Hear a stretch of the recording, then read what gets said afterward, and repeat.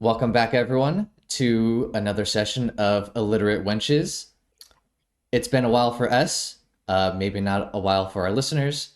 So I'm going to give you all a pretty decent recap right now to kind of refresh your memory, get you back into it, and then we will get right back into it. So, on our last couple of sessions, you all had just wrapped up your mission that had taken you to the dragon city of Amos the Vermilion. You were requested by a mysterious benefactor to tail a man named Zerui Lee and figure out what he was doing up on Amos. And you did that. And while you're up there, you tailed Zerui Lee.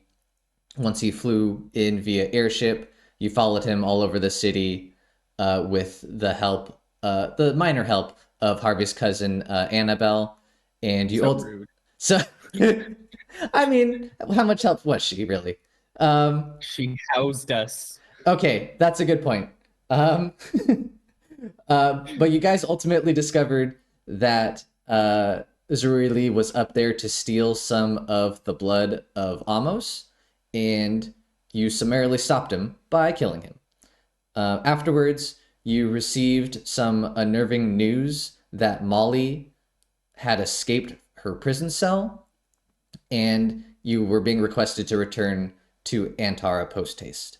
You had a calm return trip back to Amos via an airship, and upon your arrival, you all decided to visit Morgan, who was your no longer mysterious benefactor, to tell you wanted to tell him of the events that occurred on Amos and to receive your reward. Morgan told you to return in a day, and he would have a more formal contract written up for you all to work on, because he had something that he wants you to work on next, and then you could obviously choose to accept or deny, depending on what it is. You then left Morgan's mortuary and headed towards the garrison where the Antara City Guard is posted. When you are intercepted by some folks, and you end up learning after the fight that Benji, one of Harvey's brothers who recently escaped from prison, sent these three hitmen. Seems like a too strong of a term because you guys defeated them pretty quickly, but he sent three people to welcome you back to Antara and to let you all know, or at least Harvey know, that Benji is back and looking to make some moves. Um, so now, where we're picking up, you all are headed towards the Antara City Guard garrison to learn about how Molly escaped. So, I'm just going to skip you all ahead a little bit. You all are outside of the Antara City Guard garrison, and as you kind of walk up, Lieutenant Libby comes out. She's a fluster, and I feel like she turns to Betty, feeling that, like, I don't know, with Betty's like previous military background, she's kind of like the person to talk to. Lieutenant Libby says to Betty, "It took you long enough to get here. Come on inside. I have to show you what's going on, so I can tell you what happened with Molly." And she beckons you all to go into uh, the city garrison. I imagine you all follow her, just to Yeah. confirm real quick. Okay. You go inside.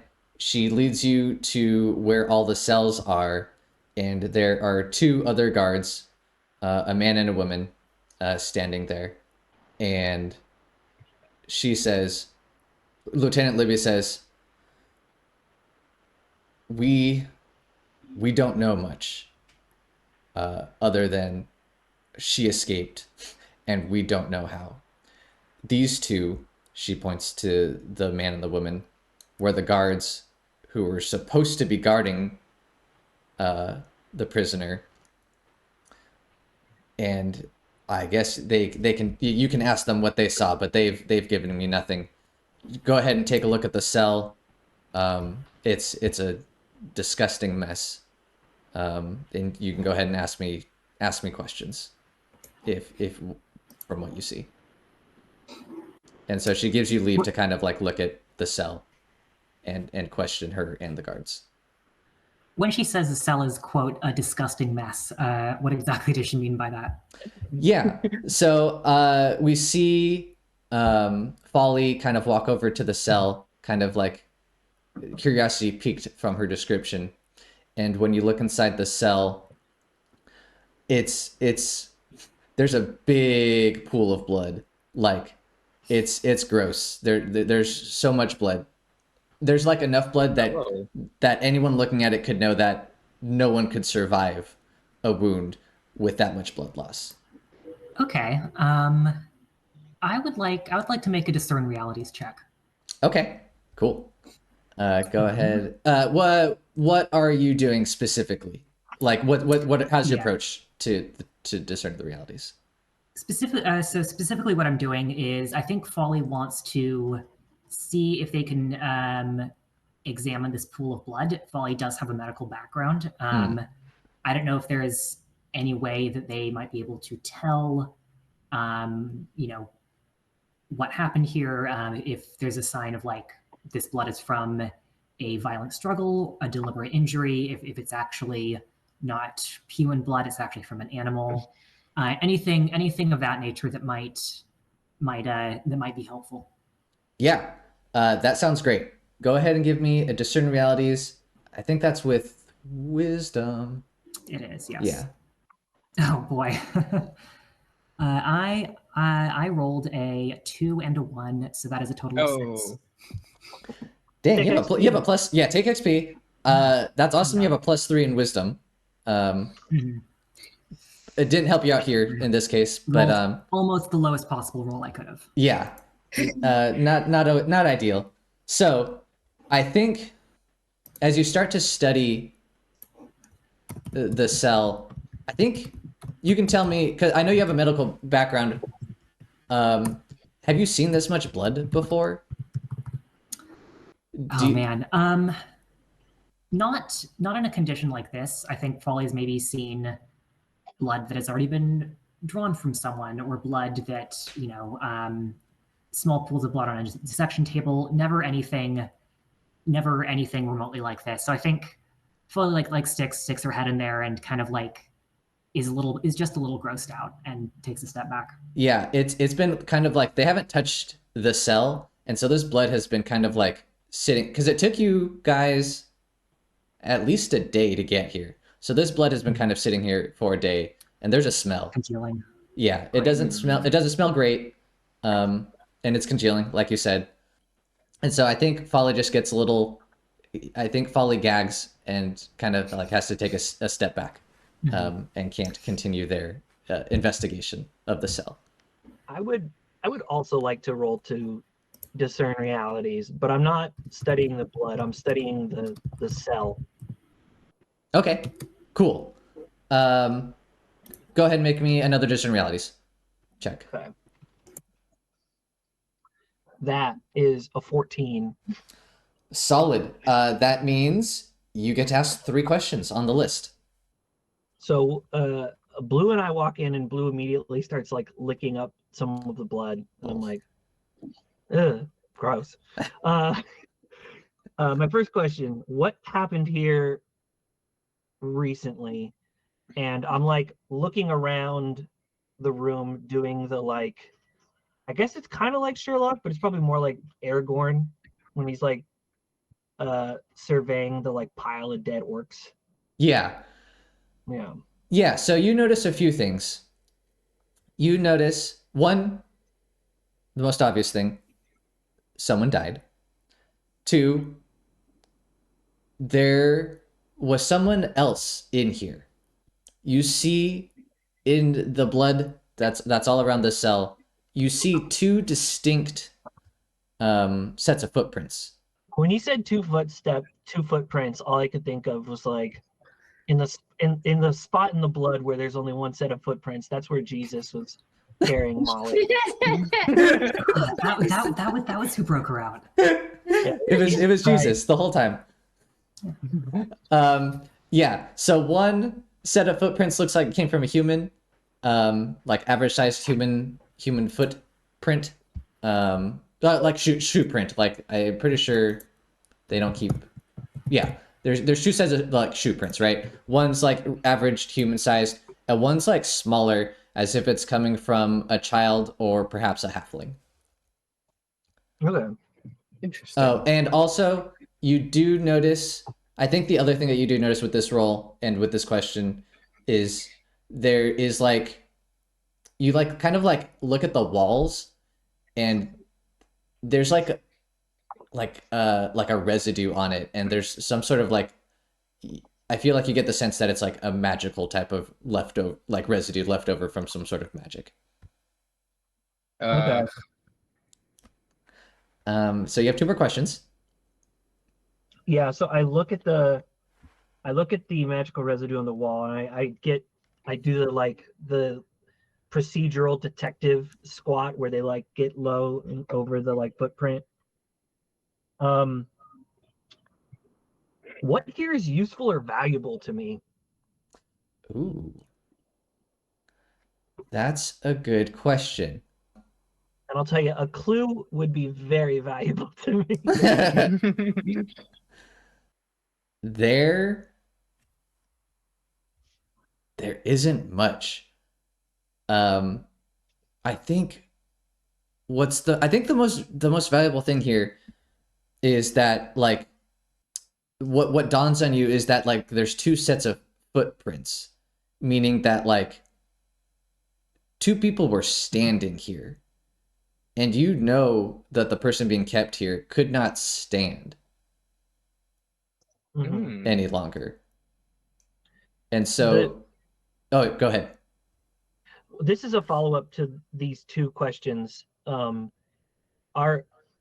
both of the guards like average human size, or is one of them like are either of the guards a halfling? They are both human. Okay. Yeah, but they're wearing like boots, right? Like city guard Mhm. boots. They're kind of bigger than the shoes that the prisoners wear. Okay. And you have a third question, I think, because I don't think Yes. that last question counted for much.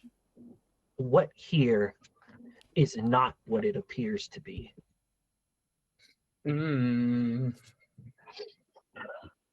The blood is all a carpet. I lift it up. There's a trapdoor. There's a trapdoor. Yeah, hidden hatch. The murder weapon was there the whole time. Yeah. What's here that not it appears to be? You get the sense that this was an escape plan and not a murder plan. Even with all of this blood that no person could live without, you still have like this intuition that whoever came in here did not come in here to murder Molly. Essentially, they came to bust Molly out. Okay. Then before I leave, I guess I'll just take like a handkerchief.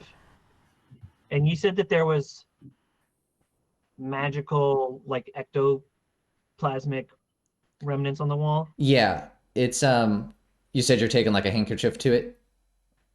Yeah, I'm just gonna wipe off like a smudge of it, Yeah. and then like fold the neckerchief up and like tuck it in my front pocket or something. Cool. Yeah, I was just gonna say the residue that comes off, it's like pitch black. Okay. Yeah.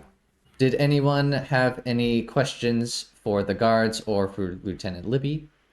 Yeah, I mean, I think Folly, after straightening up, after dealing with their nausea, is going to just ask the two guards, like, what exactly happened? What was? Tell me the events that occurred from your perspective. When did she escape? Essentially.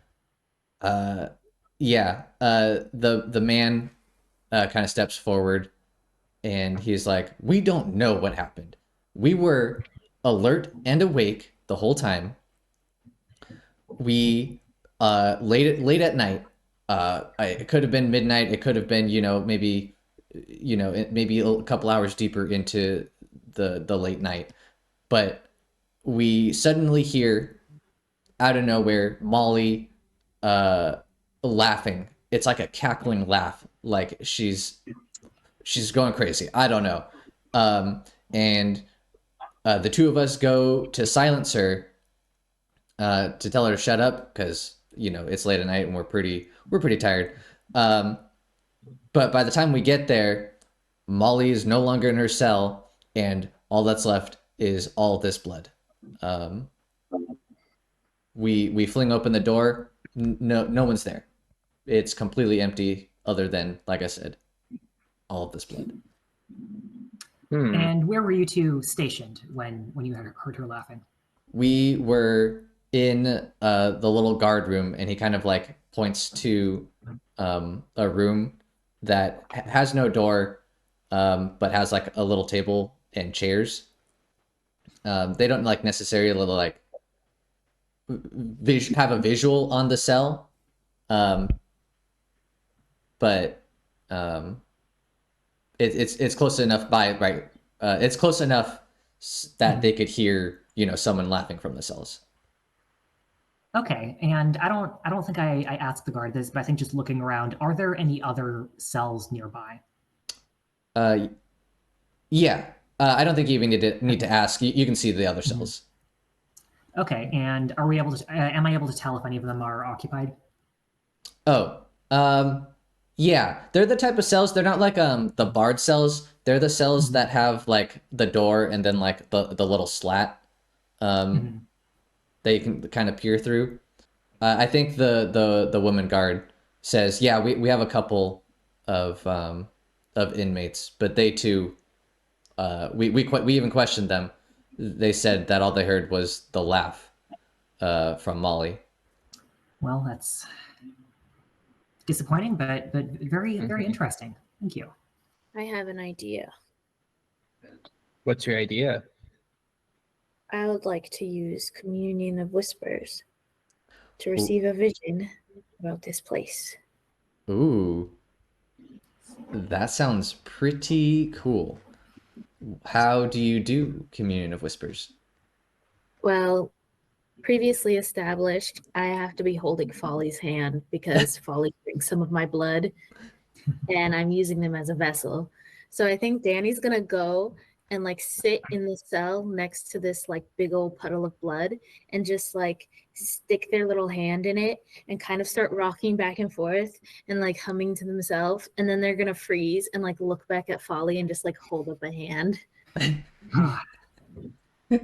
Ollie like puts like I think like pulls up their like shirt or like tunic or wherever and like over their snout, but follows Danny into the cell, and gingerly takes their hand. Okay, I'm gonna roll for it. 9. So On a that 9. means the vision is unclear, meaning murky. Dang. Okay, I mean, but it's still of significance to you and your allies. So I think what it is you kind of get like a view of the cell from outside. The view is of Molly's cell, and it's late at night. It's dark. You can hear the two guards in the guard room, kind of laughing. Maybe they're playing cards or something, and you hear a kind of like a whoop sound, and then you hear a thunk sound. That's not the thunk sound. Thunk. And then you hear a gurgling sound. Ooh. And then you hear and see you hear kind of like a whispered chant, and then you see kind of like a faint green light emanating from the slat in the door. And then you hear Molly's cackling laugh, and you hear another whoop, and the laugh is gone, and all is quiet. Okay, guys. Molly killed her rescuer and performed blood magic and used it to disappear herself out of her cell. That's disgusting. I hate magic users, except for you, Folly. You're fantastic. But every other magic user is just so gross. Yeah. We all use magic. I don't use magic. I don't know what you're talking about. I don't know if I Sorry, agree all with three you, of us. actually. Wait, Oh. doesn't Harvey summon a flaming weapon out of It's not thin magic. air? That's not It's not magic. magic. If you don't have a spell list, it's not doing magic. It's just being cool. It's simply technology so advanced that it appears as magic. Oh my god. So, y'all, what kind of magic emanates a green light? Necromancy. See, that's what I was thinking. I was thinking green felt necromancy-like, but I could be wrong. We've also totally seen Molly do necromancy before. Yeah. No, I think she killed him, and then she used her sacrifice to fuel her escape. That's sickening. There is one problem with that. If she killed her rescuer and used that to take herself out of the cell, Folly is just gonna point to the pool of blood. Where's the rest of the body? Did she take that with her too, or? There is a hole in my idea, and granted, it's a fairly large hole, difficult to explain. But I say we run with it anyway. You know, I think we established earlier also that like Folly sees the vision as well. Oh, I do. Okay. Can I make? I'm not sure what kind of check this is. I have to go back through the standard moves, but You can just tell me what you want to do. Yeah, I was thinking of like doing like a spout lore check to see if like the things that I'm seeing, like if that matches a particular type of magic, basically.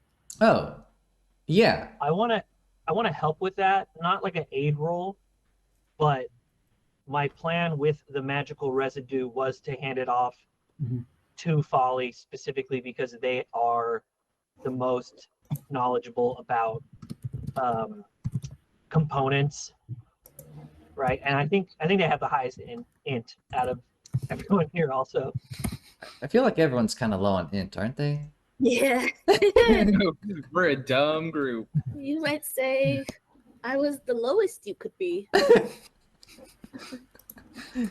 Okay. I also keep forgetting to use this, but I still have a few uses of the bag of books, which allows me to consult a book, and I get a +1 for that. So I think I'm going to take the vial of residue that Betty hands me and like kind of sniff it, and I will go ahead and roll that.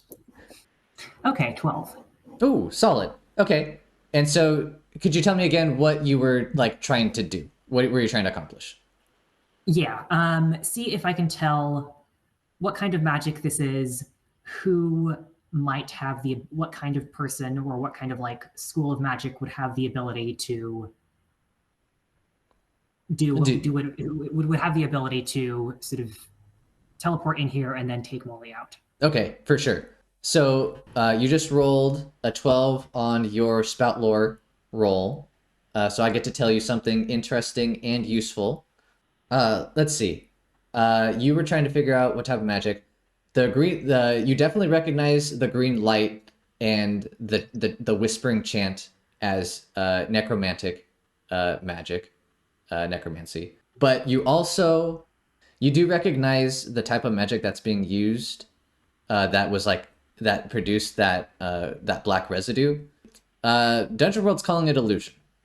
It's illusion magic, but I think the most important part of this is that it takes like a pretty high level wizard to cast these sorts of spells that were being cast. Okay, so it may not have been Molly on her own. Or, I mean, it almost certainly wasn't just Molly casting a spell. Right. I mean, you could tell it because you also saw the vision, and you heard it. That whoomp sound, it was not. Molly didn't cast that. Like Right. someone else was casting that. There's like, so that someone else was involved. Someone Okay. who has pretty high level magic usage. Okay, a very high level wizard. I think Lieutenant Libby is going to come up and she's going to be like, because I feel like she's been kind of like listening to you guys. And she's like, it sounds like she's gone. We're going to, work on our investigation, but we have nothing to go on. We'll scour the city. We'll put up wanted posters, but that's all we can really do. So I'm gonna need you guys, to be on the lookout for Molly. I imagine she's not particularly pleased with all of you. So I'm telling you to be careful, not necessarily to go out searching for her. She apparently has powerful friends. Well, I think you might be right, but it might be better if we find her before she finds us. Yeah, I'm with Folly on that. Yep. That's a good point. That's not a bad point. Well, keep your guard up. We'll do our best to reapprehend Molly, but I'm not very hopeful at this point until we find a new lead. Thanks for taking a look.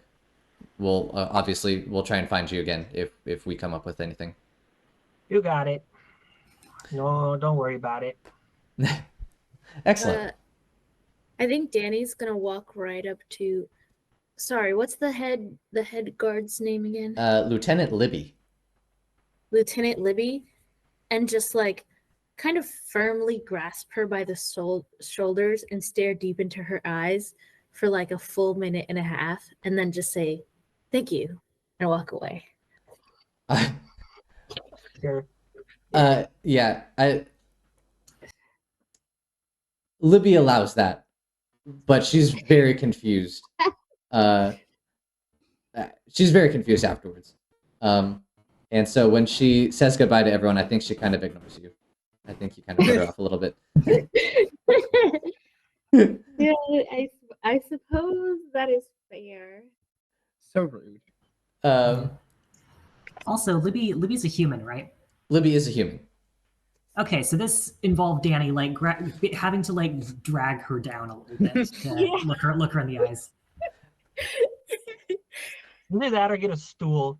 Just like, Yeah. have any of you ever had a kid do that to you, where they just like get on your level and Oh, just yeah. look at you? It's the worst. I don't like it when little children stare at me. Okay. As we walk out, I did a secret roll. As we walk out, Danny's just gonna shift into like Lieutenant Libby's form and be like, "Be on your guard, you guys. You better watch out for her. She's really dangerous."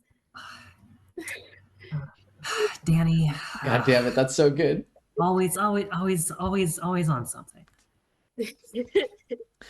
Does do you do this in eyesight of Libby? I think I'm gonna wait till we're outside of Okay. the. Yeah, I Yeah. don't want her to be Okay. like, "Hey, what the hell?" Okay. Yeah, Libby doesn't like walk you guys out. She kind of just like lets you go off on your way. So once you guys are outside, you're out of her line of sight. Nice. Okay. As soon as that happens, Betty freaks out. Like, oh my gosh, you could turn into other people? I can now, and then I'm gonna shift back. Oh my gosh, it's crazy. We were having such a hard time there up on the dragon trying to get into places we weren't supposed to go there. And you could have just now if we need to do that again, you could just turn into a whole other person there. You could just get us right in. But where's the adventure in that? I don't want adventure. I want to get paid there. Well, And I wanna do live- have to like stare deeply in their eyes first and study their essence, so that's not always so easy. Lucky Lieutenant Libby wasn't like, homophobic.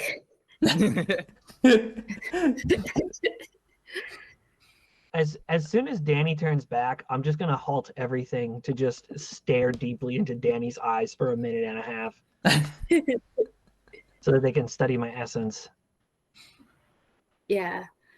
I don't know, there's not a lot of detail on studying people's essence, but I feel like I probably learned something about you in that moment. Ooh, what do you learn? I don't know, like what's driving Betty at that exact moment. I think you look into Betty, and Betty is still thinking about the prison cell, and you realize that Betty rolled so high while she was looking in the prison cell because Betty has been locked in a room against her will before. Oh. Whoa. Yeah, at Betty's essence is like a person who's still locked in a room to this day. Sure. And you're like having that realization, and Betty's just like, do you feel have you studied my essence? Yeah, Danny is gonna like shake it off after a second and be like, whoa, you're dark, man. I don't know. I feel like I have a pretty fair complexion there. Okay. So let's see. I'm not sure what time it is, but you all know that you're gonna get a missive from Morgan tomorrow. So if there's anything you want to do today, you can let me know, or we can just kind of fast forward some time until the following day. Yeah, Harvey's in a bad way. He just learned his brother is back and sent people to kill him. And so Harvey killed someone in the middle of the street and then broke the hands of another. He is going to go drink for the rest of the night. Oh, What nice. he's going to do. Yeah. He's going to take the edge off. Very cool. Is anyone going to join Harvey? No one has to, obviously. Yeah, I think so. I think Danny would. I think Folly will join, but like for just a couple drinks, and probably I don't think Folly can go drink for drink with Harvey. Yeah, Danny can't either. Just kind of along for the ride. I'm gonna meet them. I'm gonna meet everybody a little later. I don't love the idea of our only friend without a house getting drunk and then passing out on the street somewhere while there's like people who are actively looking to murder him.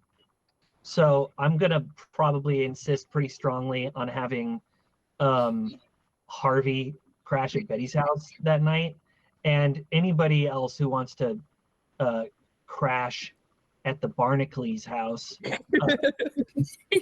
crash there. Yeah, Danny will too. Yeah, no, Harvey won't resist. He probably imagines that it's nicer than any inn he could stay in, because knowing Betty, it's probably cleaner than any like inn he stayed in. Okay. And there are two other things that I do want to do before I meet up with everybody at the bar and then take them back to my house. Okay. I wanted to double check. So the Shadow of Aster, I wanted to make sure my notes were correct. Did we think that the royal figure that Molly summoned, we think that was the Shadow of Aster, correct? Based off our previous conversations with Morgan? I believe so. I'm not sure. The only thing I have in my notes from the most recent session about that guy is that Morgan tells us that the guy she summoned was a murderer who died about 10 years ago. Yeah, his name was Richmere, correct? That is correct.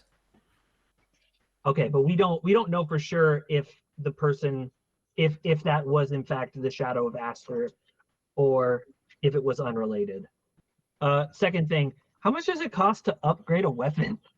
Oh, Um, I want to add a tag to one of my weapons. ooh, okay. What tag do you want to add? Just out of curiosity, while I think of I want. a fair price. Is there a sharp tag? I guess it's just plus damage. What do you mean by sharp? What do you want it to do? Because there's the pierce tag, which ignores armor. If that's what you wanted to go with sharp. I was looking for a plus. I was looking to either I wanted to have my stiletto or my I have a rapier, but we've like kind of flavored it as like a small like estoc. But I wanted to have one of them sharpened to either like improve the piercing on one of them or to like give it a +1 damage. Whatever I can afford right now. I don't have a ton of gold. That's why I wanted to check to see if I have to save up. Yeah. Let me just try and see. Because you have a pretty nice dagger and a... My stiletto is standard, but my rapier is like more expensive because it does piercing. Yeah. I was going to say the rapier would probably be more if you wanted to add more to it. But your stiletto, I think upgrading it would probably cost... I'm going to put it at, I think 10 gold to add a new tag. Okay. Okay. And I can add a tag to the stiletto, or you can add one tag that makes sense. Like you can't add you can't make it reach, right? Yeah. But you can add, like you said, you want to add like a plus like 1 damage. You can make it like 1 piercing. Yeah, I think I'm gonna make it +1. And then question: if I'm dual wielding, if that's like my thing, because I already have specific skills as a ranger that let me like add a D4 to damage when I dual wield. Yeah. But if I'm using 2 different melee weapons and they have different tags, I know we already talked about how like if your lead hand is a finesse weapon or a precise weapon, then you're rolling with dex. But if I have different tags on both of them, does that mean that I get like +1 piercing and then +1 damage to the like overall roll? Yeah, I think we'll go with you get to add the modifiers. So what tags do you have on your rapier? Because I imagine that's your leading hand.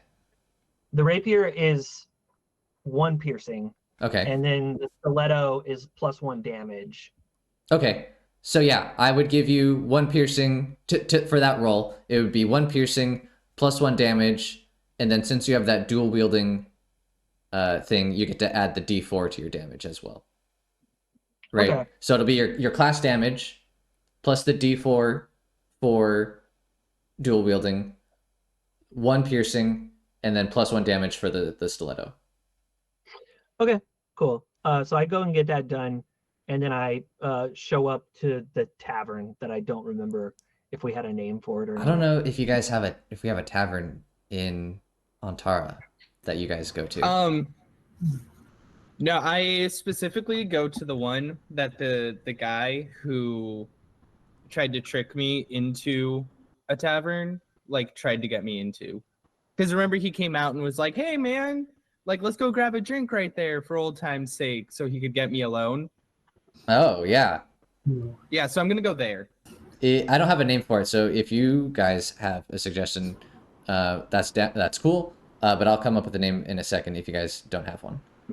I feel like it's a super shitty hole in the wall, like, and it's just got a name like Mike's, or something Mike's. like that. Ye old Mike's. Someone give me a number. Someone give me a random number between like 1 and like 350. 6. 6. Perfect. There's no monster stats on page 6. No. The first creature type that I stumbled on as an example on page 6 is imp, sprite. This is the impish sprite. The impish sprite. Mike's impish sprite. Mike's Impish Sprite, a family restaurant. But inside there's no food. It's just liquor. Yeah, of They course. have like they have some really sort of dusty looking bar peanuts. You can pay like $3 or $4, and they'll give you a small bag of potato chips. The inflation out here is getting crazy. Yeah, man. Ginger area. So you all spend the night drinking to various degrees of the night, and to, I'm sure, various degrees of drinking. The three of you, Betty, Harvey, and Danny, all go back to Betty's place. Folly, are you gonna go back to your place? Or Yeah, I think as everyone's kind of being like, yeah, let's go hang out at Betty's. I think Folly's like, sorry guys, I'd really love to hang out, but like my parents are gonna be mad at me if I don't go home. So, and yeah, and I think Folly leaves like, you know, probably after like an hour or two. Yeah. Actually, there was one thing that I wanted to do real quick. Oh yeah, for sure. I wanted to cast a level 5 spell. When I'm back home, I wanted to cast the spell Divination. Ooh, okay. Which name a person, place, or thing you want to learn about. Your deity grants you visions of the target as clear as if you were there. Oh shit. Ooh. Oh shit. I'm like, I need to get better at memorizing which spells I have equipped. I mean, I guess like I'll roll for it, and then I guess we'll see. And then we'll see what happens. Yeah. Yeah. This is a cleric spell, I imagine. Yes. It was a 13. Hot damn. Okay. That's really good. What what spell was it? Or move? Divination is a 5th level spell. A 5th level spell. Dang, you have 5th level spells? Oh shit, you all are like 6th level, huh? Yes. Level 7. Level What? 6. Oh my Getting god. close to 7. I'm getting close to 7 too, yeah. Oh my god, you guys are flying through these levels. Okay. Sure. So you fully succeed. Oh, because you're just casting a spell. So the effect of it works since you were successful. Yeah. What person, place, or thing would you like to learn about? Yeah, I think like to frame the scene a little bit, this is like after Folly goes home, and like they're still a little drunk, and they're like having to do the thing where like you're talking to your parents when you're like intoxicated, and you know they can tell, but you know you like pretend you're not.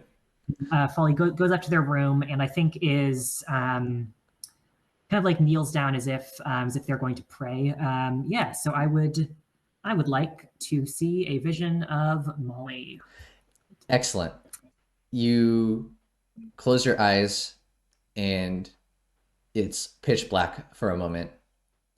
And in this pitch blackness, you start to see a figure kind of like off in the distance.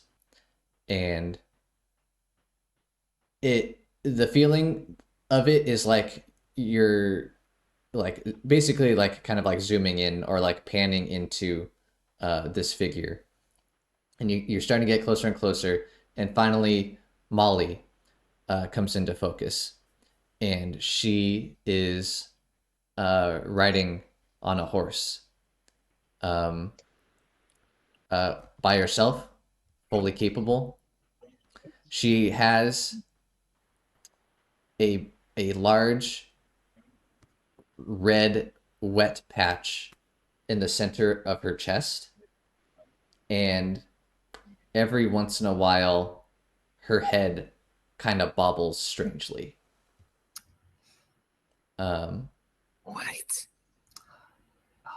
And I think her heart got cut out. And she looks very pale.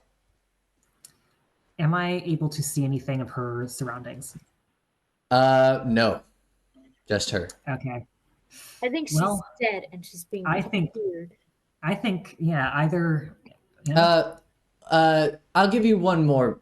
I'll give you one more bit.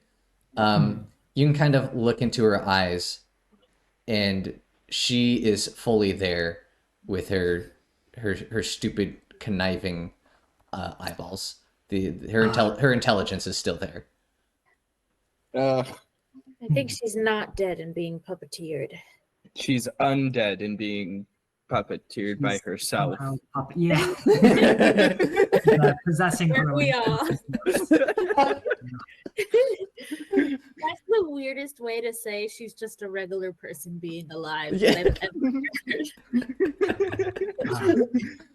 heard. It's like the kind of thing that would be really deep if you were like high. Yeah. Folly, I think Folly, I mean, is drunk, not high in this case, but Folly is still a little tipsy and has that thought. It's she's being puppeteered by she's puppeteering her own corpse. She's just like me for real. And is like gets a little emotional thinking about that, and then goes to sleep. Damn. Dang, that is excellent. It's bedtime, Folly.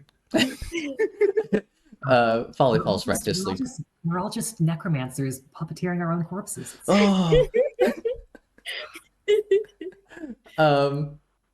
Excellent. Let's end the night here. So it's the next morning after your night of drinking, and we'll go over to Folly real quick. I think Folly, you're the one who receives a letter. I think it's not it's a letter, but it's from a courier. They come up and they knock on your parents' house, and the courier's like, "Hey, we have this letter for Folly." I don't know if you answered the door or if your parents answered the door, but you get the letter into your hands, and it just reads, "Hey." It doesn't read "hey." It says, "To Master Fairweather." Hey. It says, "To Master Fairweather, please come down to the mortuary, and please bring along your compatriots. I am ready to discuss my next job for you all." Signed, Morgan. Cool. Yeah. I think in that case, Folly is going to kind of rush, like put on presentable clothes. And I forget, has Folly ever been to Betty's apartment before? Oh, I don't know. I don't think so. I think I'm gonna say, but I don't know. You can, Betty. What do you say? I say yes. I say even if it didn't happen on camera, there's been some very small amounts of like downtime where like Betty probably would have been like, "Oh, we're in the neighborhood that I live in. We're in the middle of fantasy Brooklyn right now. Let's stop into my house real quick. I can get these like spell components that your mom needs for like, because your mom works with like the severed tongues." Right. So sick. Okay, just why I had a moment like I'm actually not sure, but that makes sense. Cool. In that case, Folly is going to go up to Betty's apartment and knock on the door. there's just like a loud like noise, like something really heavy is being like dragged out from in front of the door. And then Betty just like cracks the door, and there's like one of those little chains, and it's just like, "Oh, hey there. How's it going, Folly?" And then just like shot from behind, Betty's like standing at the door with like a crossbow hidden behind the door and like her hand, and it's just like standing there in like a pair of like heart boxers and like a wife beater. It's like, great. "Just give me 1 second." And then finish pushing the bookshelf out of the way of the door and let Folly in. Yeah, I think Folly kind of takes a step back when like there's just this really loud noise. It's like, oh my god, is this the wrong apartment? But no, Folly's going to come in. Are the other two kind of like in the living room? Oh yeah, front room. What is the apartment like? It is. I was gonna say it's a 1-bedroom, but it's probably a studio. I gave y'all the bed if you want it. Doesn't yeah. Betty? I feel like doesn't Betty have like an armchair that she usually sleeps in, or is that just like my headcanon? Well, I was actually gonna. I was if we went back to us before the break, I was gonna describe Betty like dragging an armchair in front of the door, and just like sleeping in an armchair facing the door like 3 feet away. Perfect. Yeah, Harvey Yeah. definitely didn't make it past the living room in the morning or that night. Were you? He took 3 feet or 3 steps inside the door, and then promptly fell asleep on the floor. Did he like collapse, or did he was like? Was it more like this is a perfect place to sleep, and he just kind of like squats down and like curls up on the floor? He collapsed. I don't Okay. think you can lay down that gracefully in full plate armor. Ah, good point. Danny, how drunk did you get last night? Oh, I didn't get drunk. I think you guys know that Danny used to run around with like a crew of ruffians. So she got really good at like nursing one single beer for an entire night and being like, "Oh yeah, I'm drunk too. We're all having fun." Yeah, so Harvey like wakes up in bed, like tucked in, out of his armor, and there's just like a flashback of like me and Danny last night being like, "Fuck!" He fell asleep with his shoes on, and then we have and then, like us trying to like get it off, but we like can't figure out how the clasps on the pauldrons work. We're just like yelling at each other while Harvey's just like drooling, and then eventually he wakes up and he's like, "Oh, I'm in bed." That's so nice. Did you also take off my chainmail? No, I don't know what's under it. I don't want to be. That's good. I don't want to see Harvey's. I don't want to see Harvey nude, and you know, You it just. commando under there? What's going on? I don't know. It's gonna lead to some chafing. It's Yeah. Yeah, He's a lizard. He might have a penis, or it might be an internal penis. I don't know. I don't know what I'm gonna see if I take that chainmail off, and it's just a weighted blanket. Really. Mm-hmm. It's pretty cozy. But yeah, no, Harvey absolutely goes commando. Oh no. He found that when he was practicing his flame summoning, his clothes would burn away too quick. So it was just easier to just wear metal. That makes sense though. That there's a certain amount of sense to that.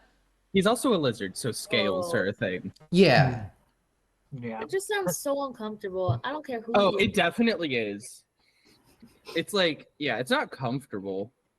Harvey is a very interesting fellow. Yeah. He makes very interesting choices. In any case, Folly, do you tell everyone about the letter that you received? Yeah, I think Folly steps into the room, kind of sees the furniture that's been pushed out of the way. And it's like, wow, it's quite a sleepover I missed. But yeah, and then it's gonna kind of like show the letter and say, Morgan wants us back at the morgue ASAP. Yeah, there's already coffee going. Betty's been up for a while. She just doesn't like wearing pants in her own house. I mean, who does? Morgue? Oh, it's like a mortuary, but I'm pretty sure there's a morgue in there too. Morgan the Mortician. I hate it. I love it, actually. I'm a sucker for a good acronym. Alliteration, not acronym. It Okay, follows the yeah, name that makes a lot of sense. Yeah, our our same letter alliteration naming convention. Mm-hmm. Is there anything you guys want to do in the morning before going to Morgan's mortuary? I would like to look forlornly out the window while drinking coffee. Damn, that's so good.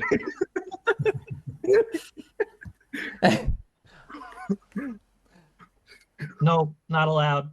No. Harvey starts to look out the window, and Betty like shuts the blinds. It's like, "Hey Harvey, people are out there trying to kill you.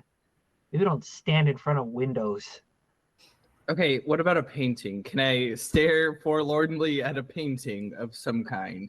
Do you have any art in this house, Barnacles? You just see Betty standing in front of you, like half dressed, like in the middle of putting on deodorant. The walls completely barren. There is like a stain that she gestures vaguely towards on the wall. Oh, on the There's a- wall. Okay, thank goodness. Yeah, I'll stare forlornly at that stain. I rolled a 14 to shift into Lieutenant Libby. Oh, nice. Okay. When you shift, does it change your clothes? I forget if we discussed this. No, we didn't discuss it, I don't think, because I've never shifted into like a person before. Yeah. But I think we said that I still have clothes on when I shift back. Yeah, I think your clothes shift into the usually because you shift into creatures usually, and so like all of that stuff kind of like shifts. Whatever you're wearing kind of shifts with you. But since you are shifting into a person, you probably don't want to shift into them naked. I mean, if Probably not, but they're wearing sometimes my clothes, I feel like you would just. I don't know if you could like mimic their clothes, but I feel like you could just have your clothes on, or maybe have Yeah. them like get a little bit bigger if you're like turning into a human. like a Hulk type situation. Yeah, yes, like a I Hulk mean, type situation. Well, I guess. but Hulk kind of like burst out of his clothes. Yeah. Is that The is shirt. Yeah, not all of them. He keeps But the they stay shorts. on. Yeah, they cover the important bits.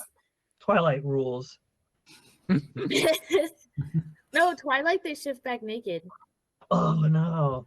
Yeah, they just keep shorts and some tennis shoes at the edge of the forest. Just around. Uh-huh. little caches of clothes they can put on when they leave the forest. Yeah. Yeah, they got hella jorts. They got all the I think shorts. I'm gonna like shift into my regular clothes, but now they're too small. And I'm still wearing whatever pack I'm wearing when I shift. And I'm gonna like stretch out like Lieutenant Libby's long arms and be like, we need to get some clothes today. Are you planning on continuing to be Libby for a while? I mean, I look great. You do look pretty good, but there is also another Libby running around the city, and that might cause some drama for us. Yeah, but yeah. And then I'm gonna drop the Libby look. Just be Danny again. maybe we get you one set of human-sized clothes. That would be so cool. That would be great. I could just keep them with me. Betty just throws whatever this setting's equivalent of like an old flannel is at Danny's head, like while she's getting ready. Nice. Thanks, Betty. My clothes definitely wouldn't fit you. That's okay. My clothes barely fit me. That's So excellent. trying to head to the mortuary? Yeah, do you guys want to head to the Yeah. mortuary? Go to the Yeah. mortuary. I Hell also yeah. think as the rest of them are getting ready, I think Folly also tells them about the vision they had of Molly. Oh yeah. Doesn't I can't believe she's walking again. I'm furious. Well, not walking per se, but I mean, if she writing. could get herself on a horse, I think it can be presumed she has use of her legs again. That's fair. I think Folly tries to like say the like, you know, it's like we're all just puppeteering our own. And it doesn't sound quite as you know, as meaningful as it did last night. I think they kind of peter out in the middle of it. Yeah. Wherever she is, it doesn't look like she's trying to find us, at least. Well, Nice. I almost wish she was. That would make us catching her and bringing her in a lot easier. That's true. But you know, one job at a time. We got a brother to find, Mm-hmm. we gotta go talk to Morgan.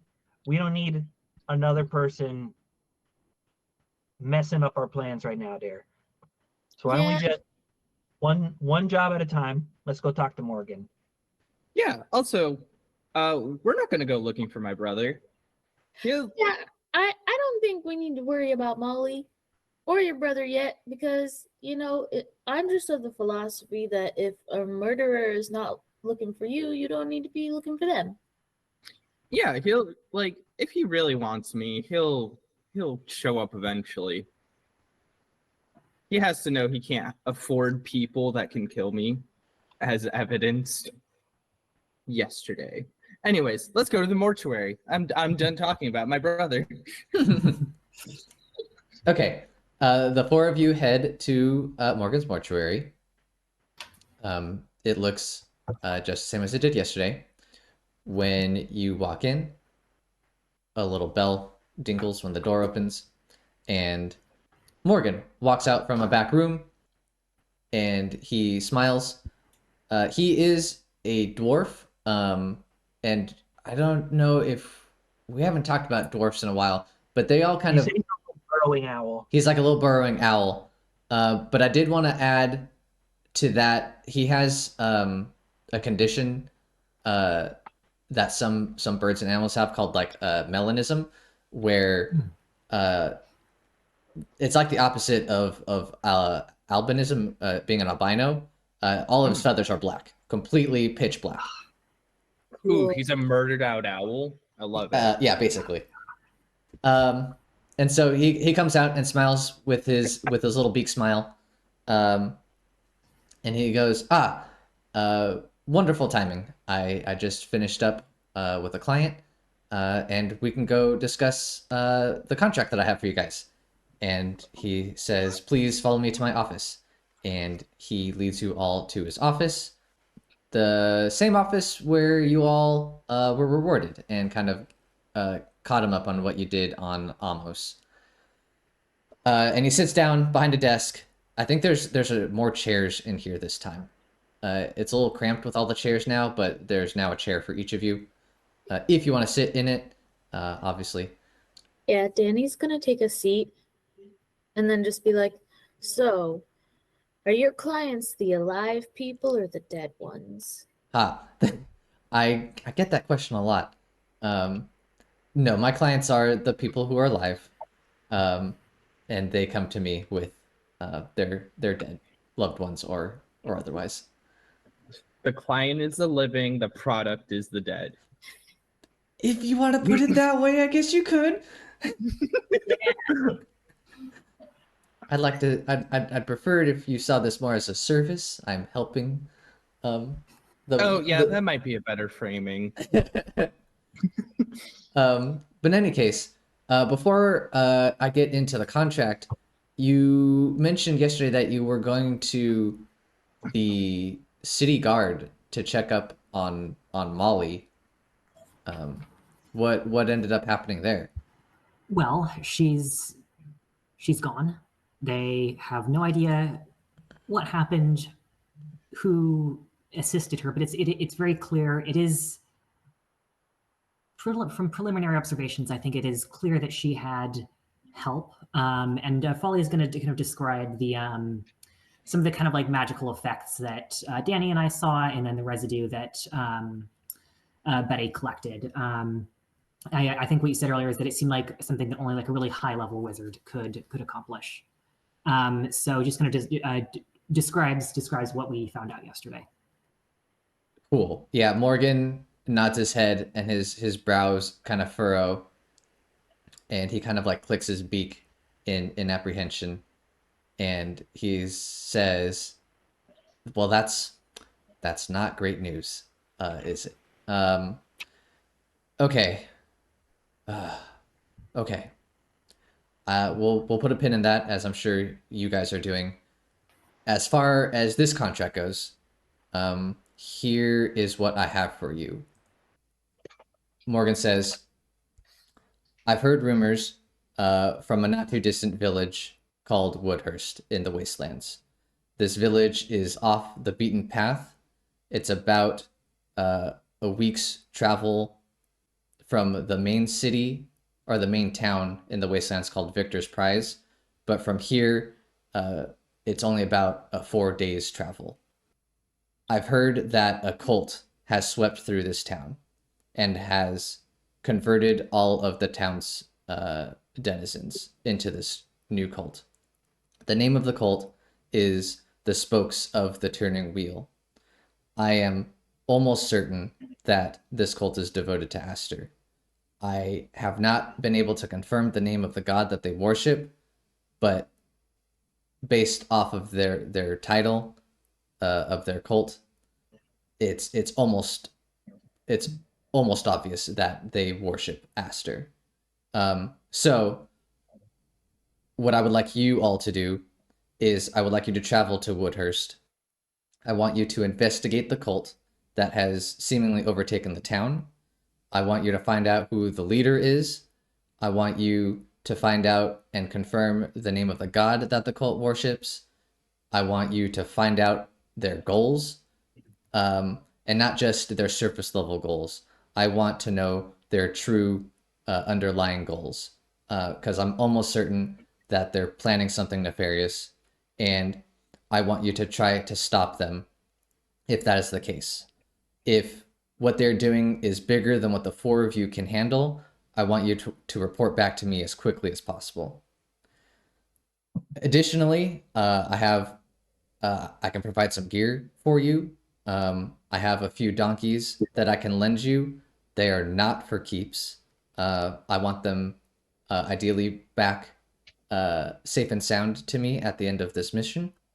I'm also going to give you a psychic stone, and Morgan's gonna kind of reach into her drawer and pull out this amethyst looking gem, and he says, once a day when this amethyst gemstone is grasped, a single mental message can be sent to the holder of the stone's pair, and Morgan's going to reach into his pocket and hold up a nearly identical gemstone. He says, I'm going to have the pair, the stone's pair, on me at all times. So you'll be able to send me a message, one message a day, if need be. When you send a message, the gemstone will become clear, as if it is a clear quartz gemstone. And when you're able to send a message again, it'll regain its purple hue. When this mission is complete and you return back to me, I will reward you with 50 coin per person, so 200 coin in total. That is the contract that I have for you, and he has it like written up, and he slides it over to Betty, because he knows Betty's particular about the contract. Betty has like a tiny pair of like reading glasses. Some vague language here, Morgan. What do you mean by stop them if they do anything nefarious? In my experience, all religious people are doing something nefarious. That Morgan sighs. He goes, I had a feeling that you might take issue with that language. I had to keep it vague. I honestly have no idea what they are doing. I don't know how much of an imminent danger they are to other people. And so I'm leaving it up to you to determine if what they are doing warrants your involvement. Also, I take issue with all religious people are doing nefarious things. I am just living my life. I think all religious Betty people are up to something nasty. I And am up to nothing nasty. This is not Jacob doing the usual thing where they're like, my character doesn't believe in gods in a world full of gods. This is Betty being like, I did not believe in gods, and the first god that talks to me wants me to kill everybody. I'm just saying, Harvey is deeply religious and would definitely take offense. Wild. Never once talked about religion. I think Folly would also take offense, but doesn't say anything, just kind of like rolls their eyes a little bit, like passive aggressively. It's like, Uh, of course he'd say that right in front of me. Does not say that out loud. But Betty makes an annotation next to the word nefarious with like a little asterisk with a footnote at the bottom of the page that says like nefarious to be decided by, or nefarious as determined by the river. What's the word for like the people who are like, is it the contractors? The person who's making it or the person who's signing? The person who's like signing the contract. I'd say the parties or the contractees. Yeah, so like nefarious as determined by the contractees, and then I sign a little thing annotating it, saying that I've approved the annotation, and then I go, Morgan, would you like to sign that annotation there so that this could be a legally binding document? Certainly. Morgan gets a little feather, dips in some ink, and initials Let it. me take a look at that. Yeah, hand it Of back course, over to yeah. Danni. Here, I give Danni the contract. Yeah, she's just gonna be like, yeah, really interesting. Wow, so cool. And then I rolled a 7 to cause it to go up in flame. No, why? Okay. What were you using magic to do this? How were you doing this? I did elemental mastery. So on a 7 to 9, I get to choose one. The effect I desire comes to pass. I avoid paying nature's price, or I retain control. I'm gonna choose the first one. What was the first one? The effect that you wanted happens. Yeah.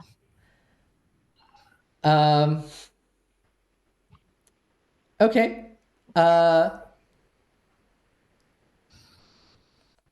The contract goes up into flames. But there's a consequence. What are the other two? You're a druid. You did. There's like, I avoid paying nature's price. I didn't pick that one. Or I retain control, and I didn't pick that one. Yeah. So I don't do those things. Yeah, those things. Okay. So what happens is the flames that you conjured, you were holding the piece of paper in your hands. The paper is a lit, but the flames travel up your arms, and you're gonna take some damage. Go ahead. What is your damage? Just roll your damage dice. Yeah, roll a d6 and take however much that is. Okay. 4. All right, take 4 points of damage. Did he set out like any water for us or anything? I'm sure there's some water, like cups of water. Danny's gonna like scream and like curse a lot, and then just grab the water and like dump it on their arms. Yeah. The fire goes out. There's the smell of singed fur, and also the smell of incinerated paper.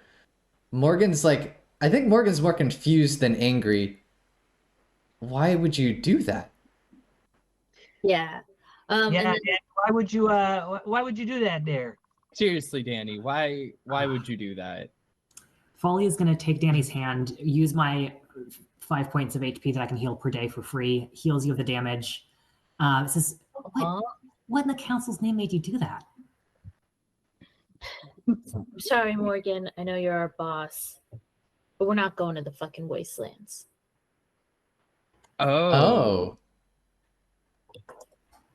And may I ask why not? That place is nothing but a death trap.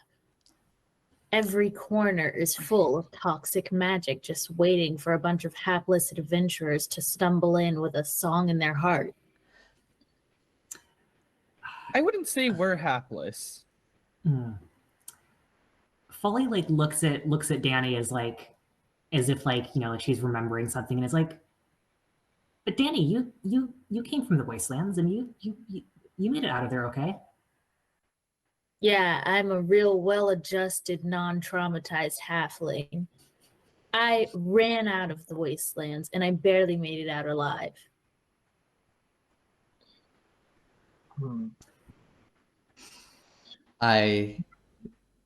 Oh, go ahead, Betty. How far? You said this place we're going is only about a day's walk from here. 4 days travel by donkey. How far into the wasteland is it there? Is it right on the border? It's not super deep in. Like I said, Victor's Prize, which is the main town within the borders of the wasteland, it's about another week's travel away from Woodhurst. Well, Morgan, I'm gonna tell you there.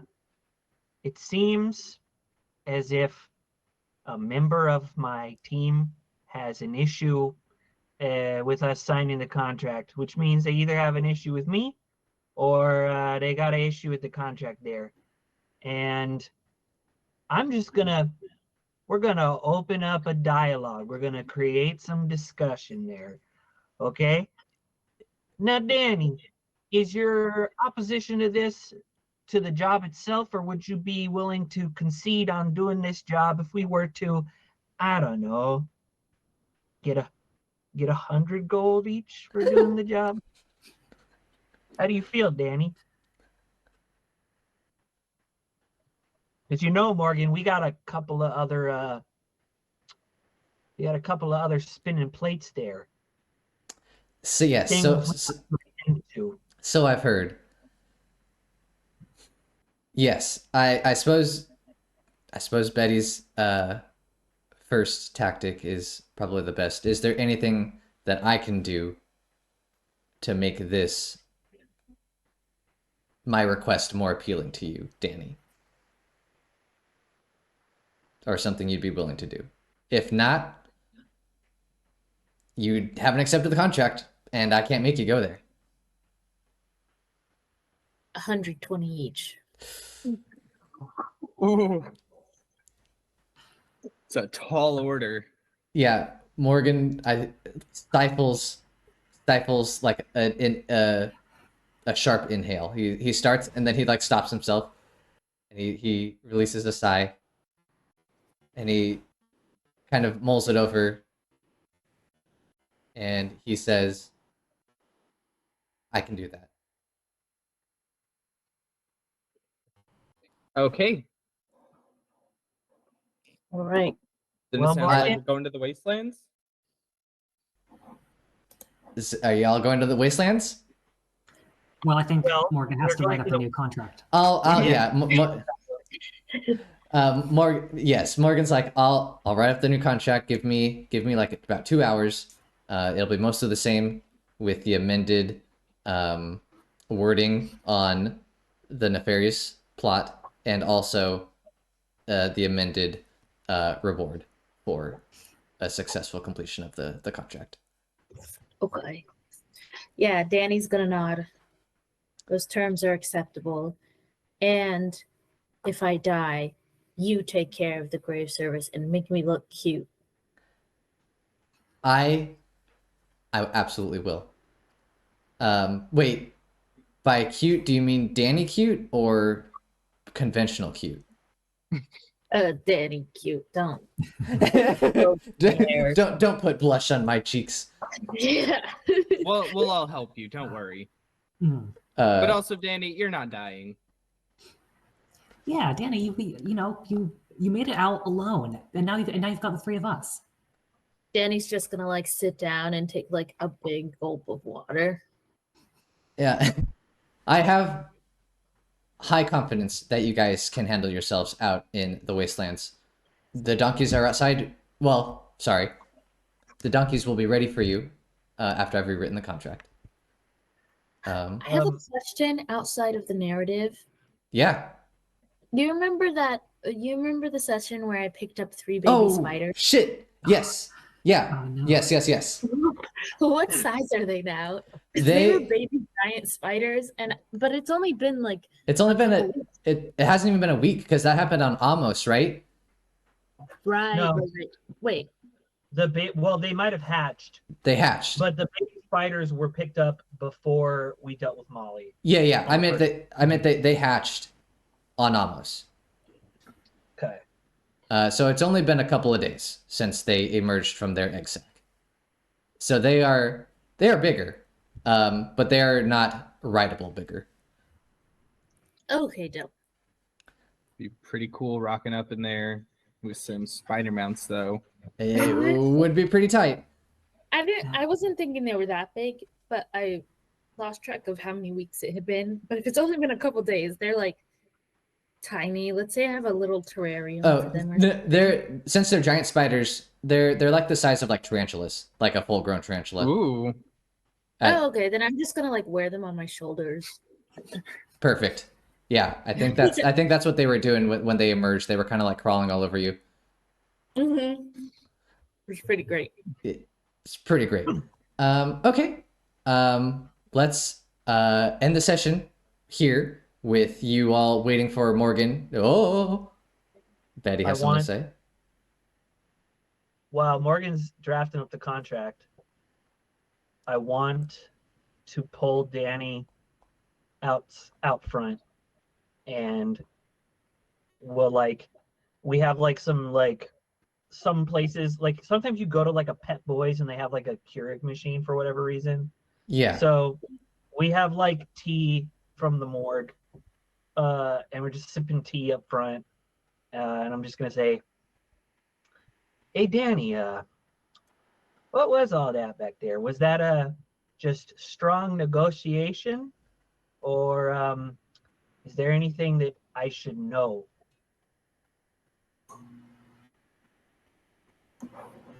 It was strong negotiation, and the wastelands are a death trap.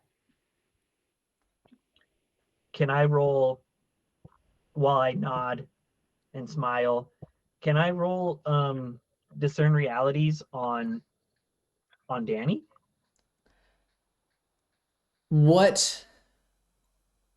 How are you trying to what are you trying to glean, and then how are you going about it? Like, what are you doing that you could glean something from Danni?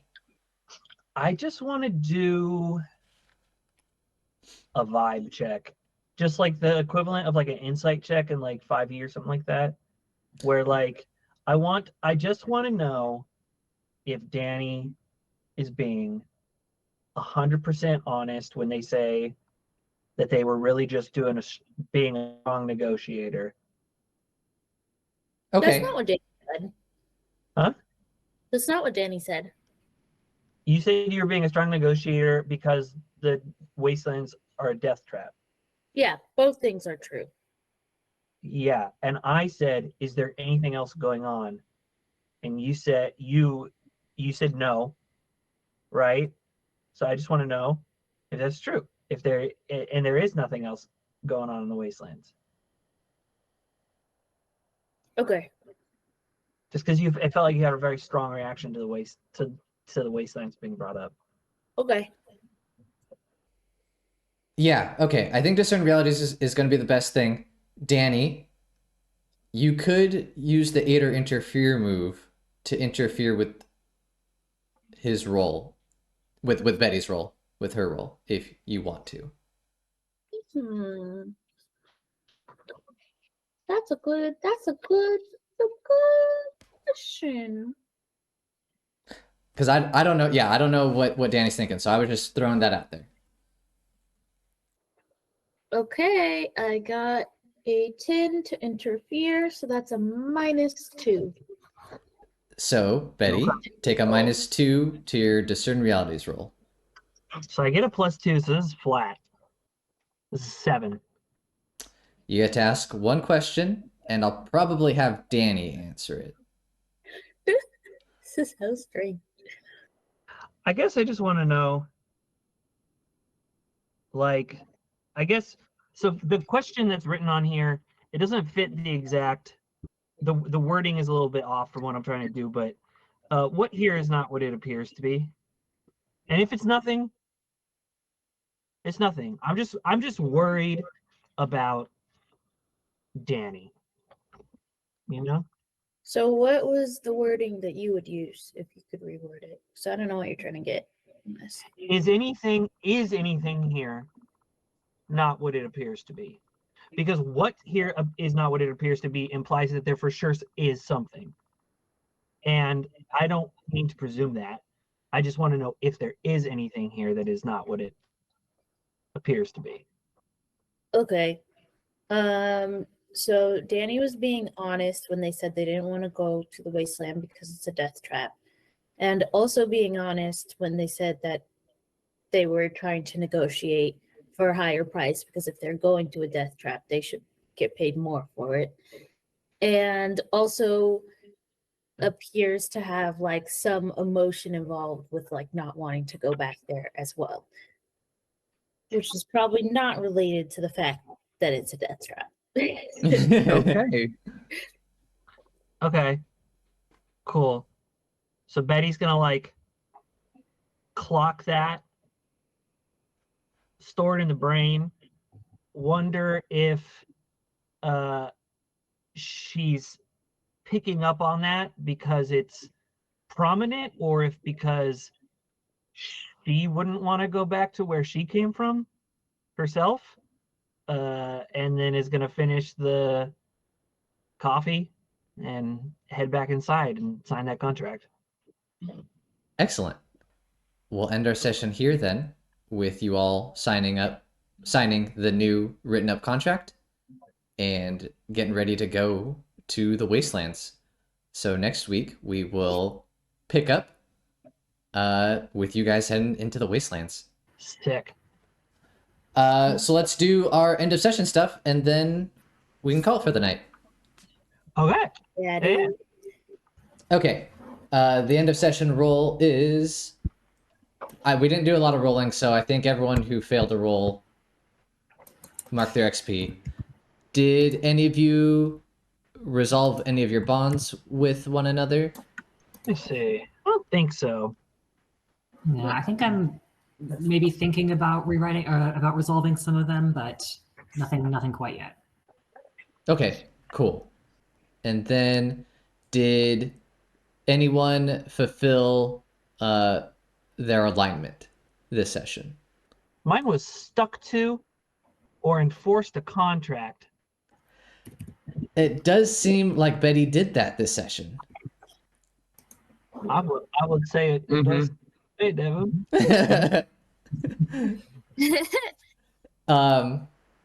Does anyone feel like their alignment has changed? It's all good. Excellent. And then XP triggers. Did you learn something new and important about the world? I think so. Yeah, I was going to say yes for you all. It might not be, like the entire world, but I feel like the world within which you're working, I feel like you learned some new pieces of information.